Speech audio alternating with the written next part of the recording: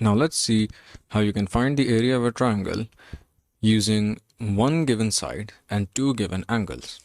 So basically, let's say again, draw the triangle, right? And say this is angle alpha, so this would be side A.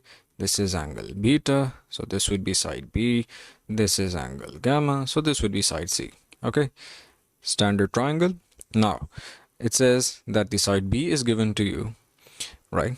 And the angle alpha is given to you, so this side B is given to you, this angle alpha is given to you, and this angle gamma is given to you, right? So you need to find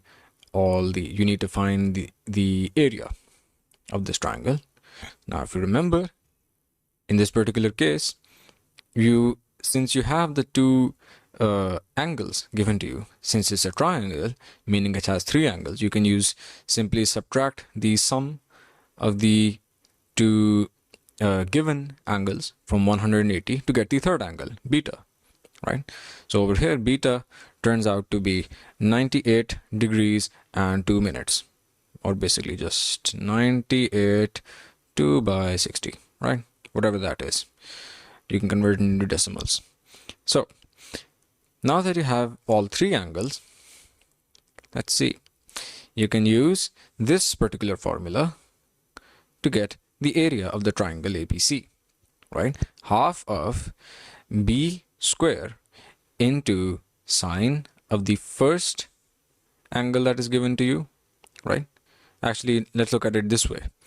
It is b square over sine beta into sine gamma sine alpha. So b square over sine of the opposite angle to b, right? So the opposite angle to this side b is beta. So b square over sine beta, we already found beta over here, into sine gamma, gamma is already given to us, into sine alpha, and alpha is already also given to us, right?